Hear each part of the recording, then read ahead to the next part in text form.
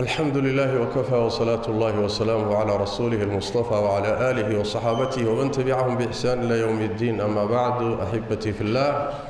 الله تبارك وتعالى ومدى نبي محمد صلى الله عليه وسلم وخساري مسؤولية ومدى كوضة رحيسة. نبي محمد صلى الله عليه وآله وسلم رسولك وقدم بيي وإلهي صوت رواي كذاشي رسولي النبي لصوت رمايو سقال لغو أفحري لغو أفجري رسالاتك إلهي حق سكيماني أسقي وادنتي مسؤوليتي أي الرسوش قادي جيرين وأكل الدنبيين نبي محمد هدوب قيريوذي صلى الله عليه وسلم رسولنا وسن كالدنبينين مسؤوليتي أمدي سالو ريكتي ساس دراديد با الله تبارك وتعالى حلكا هي مسؤولية داس أمد سارا يو ربي تبارك وتعالى إنه براروتشين يا أيها الذين آمنوا كوي رمييو مؤمنين تيو معنا القربة لأن هذه اللي يسود واقه أما وحبال يسفريا أما وحبال يسكريبيا وإن أدكت تاكت مؤمن كيو محان قبلنا كونوا أنصار الله waxaad noqotaan hiiliyayaasha alla u hiiliya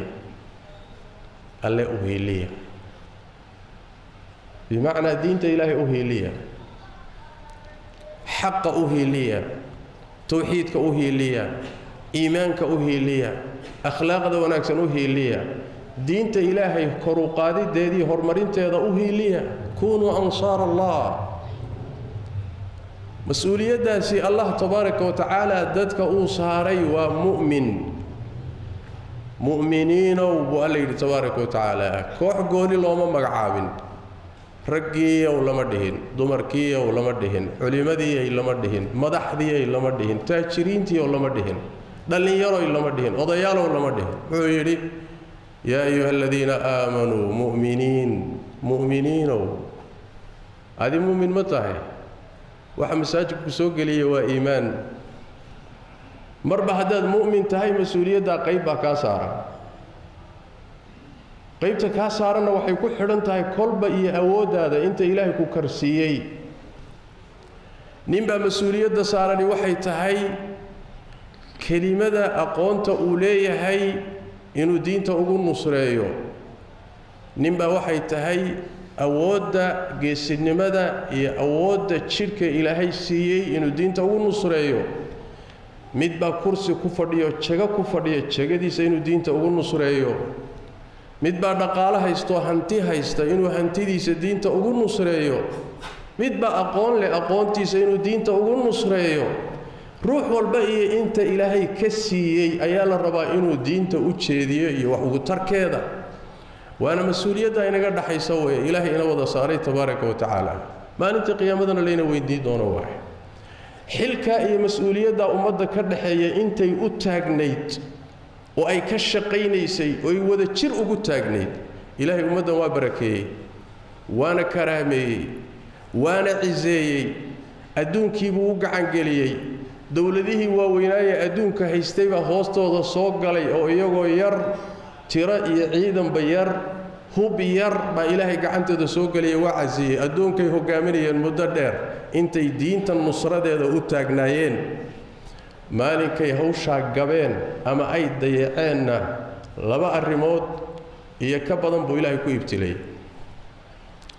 midda koobaad weeyaan dhexdooda in la isku diro way kala jabaan qabiil u kala jabaan wadan u qaybsamaan kooxo u qaybsamaan dhexdooda islaayaan oo isbaabi'iyaan wixii awood ay banaanka u diri lahaayeen dhexdooda isku baabi'iyaan ayaga la isku saliday arinta labaad ee ilaahay ku salidayna waxa weeyaan cadawgoodii baa lagu saliday markaas waxay noqdeen masaakiin loo taliyo laga awood roon yahay oo xuquuq lahayn oo xuquuqdooda lagu tunto sidii la doono laga yeelo maxaa keenay الله تبارك وتعالى وحو اسكو خداي ان تنصروا الله ينصركم هداد اوهي لسان الله واذين هيلين هدان هيلين ويننا دينته اوهي لين ويننا الله وحو يدن انغا ماله inoo mana hiilinayo waxna inala qaban maayo taariikhda muslimiintu ay leeyihiinna markhaati bay ka tahay maalintay ilaahay u hiiliyeen iyo diintiisana cizi iyo sharaf bay lahaayeen maalinkay diinta hiiladeedii wax u qabadkeeda ay gadaal mariyeen oo ka tageenna dulli baa ku dhacay tiradii badnayd waxba uma tarin xoolihii faraha badnaa waxba uma tarin teknolojiya waxba uma tarin wax alla waxba yaraatay ku soo kordhisay male xoolo waa hayaan oo tiro waa hayaan oo wax walba waa ka dharagsan yihiin haddana waa dullaysan yihiin sirtu waa xaggee waxa weeyaan wixii aad hiilada ilaahay ku heli lahaydeen baa laga tegay ilaa loo noqdana dulli raacsan dulli kale ka dambeeyo la sii burburo gaaladu nagu sii sallidanto taa un baa inoo taal waa ka nabigeennu yidhi salawaatu rabbi wasalaamu calayhi waxaa dhow in ummaduhu isugu kiintagaan ummadaha gaalada in isugu kiintagaan sida dadka xeedhada ama saxanka raashiinka ah cunaya ay isugu yeedhaan oo isugu tagaan oo ugu kulmaan raashinka cunudiisa saas oo kale in ummaduhu isugu tagaan idin cunaan taas ay dhow nabiga sallallahu alayhi wasallam saxaabadu waa weydiin xilligaas saxaabadu waa xoog badan yihiin ummaduna waa xoog badanta waxay rasuulka ilaahay uu sababtay ku iimaanayso ma tira yariba oo tiradanada yar miya saasaa cadowgu noo damcaya ma yabna sallallahu alayhi wasallam bal maalinta waad badan tihiin laakiin waxaa tihiin sida daad xoortoo kale daadku markuu socdo qashin buu xambaarsan yahay xum buu xambaarsan yahay qashin buu wataa qashinka daadku watee daad xoorta la yidhaahdo taasoo kale tiin buu maalinka nabigu sallallahu alayhi wa alihi wasallam tira waa jirtaa laakiin taya ma jirto macnuhu wasaas tira badan maalinka waa leedahay laakiin taya ma lihidin waa tan maanta ina haysada u fiirsada muslimiintu waa 1 bilyan iyo badhwaay haddayna 2 bilyan ba cagacagaynayna maanta adduunka korkiisa ku nool haddana maca daalika ummad yar oo tiradoodu yar tahay baa dullaysanaysa waad badan tihiin oo tira yari idinma hayso laakiin taya yari baa idin haysa waxay yidhaahdeen say ku dhici nabigu wuxuu yidhi sallallahu alayhi wasallam qalbiga cadowgiina waxaa la gelinayaa waxaa laga siibayaa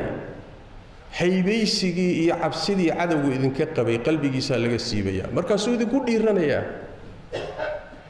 idinka qalbigiinana waxaa la gelinayaa wax la yidhahdo wahan iyo tabardarri oo wahanku muxuu yahay rasuulka ilaahay qalbiganaga la geliyey nabigu wuxuu yidhi sallallahu alayhi wasallam adduunye jacayl iyo geeri nacayb maxaa laga wadaa adduunyadii baad isku laynaysaan qolo meeshana kuraas bay isku laynayaan kuwa meeshana xoolo isku laynayaan kuwa meeshana magac bay isku laynayaan adduunyadii baad isku laynaysaan ood ku mashquulsan tihiin dhanka kalena inaad diinta ilaahay u dhimataan ood u rafaadaan ood u socotaan ood wax ku bixisaan ma rabtaan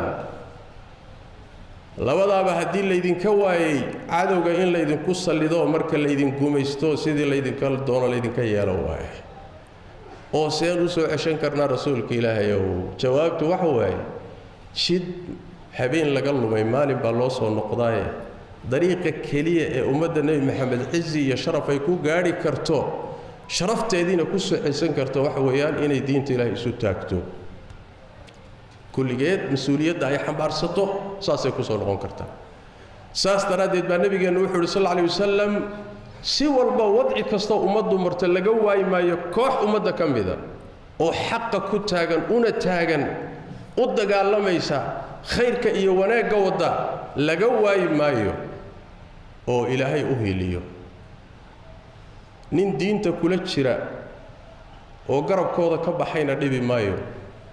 nin khilaafsan oo diintooda garab marsan iyo dariiqooduna dhibi maayo ilaa amarka ilaahay ka yimaado maxaa loogu hiilinayaa diinta ilaahay bay u taagan yihiin kuna taagan yihiin qoladaasaa hiilla mudan sidaas daraaddeed waa inaan guddoonsannoon qaadanno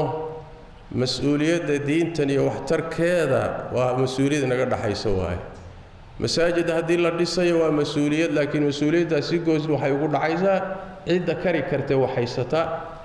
diin haddii la faafinayo dacwo la faafinayo waa mas-uuliyad ummadeed wadaad keligii ma aha haddii akhlaaq iyo wanaag iyo loo hiilinayo waa mas-uuliyad haddii akhlaaq xumo ummadda ku soo kordhay la dagaalamayo waa mas-uuliyad ummadeed mas-uuliyad loo wada taallo waaye mas-uuliyaddaana waxaa ku xidhan cisigeenna iyo sharafkeenna adduun iyo aakharaba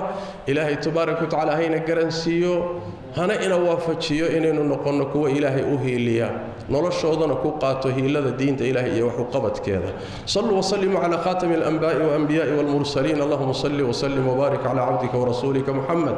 wa ala alihi wa sahbihi ajma'in warda allahumma 'an as-sahabati wat tabi'in wa tabi'ihim wa man tabi'ahum bi ihsan ila yawm الدين اللهم إنا نسألك الهدى والتقى والعفاف والغنى ربنا ظلمنا أنفسنا وإن لم تغفر لنا وترحمنا لنكونن من الخاسرين اللهم يا حي يا قيوم برحمتك نستغيث ردنا إليك ردا جميلا ووفقنا لما تحب وترضى اللهم اغفر للمسلمين والمسلمات والمؤمنين والمؤمنات الأحياء منهم والأموات برحمتك يا أرحم الراحمين وسبحانك اللهم وبحمدك نشهد أن لا إله إلا أنت نستغفرك ونتوب إليك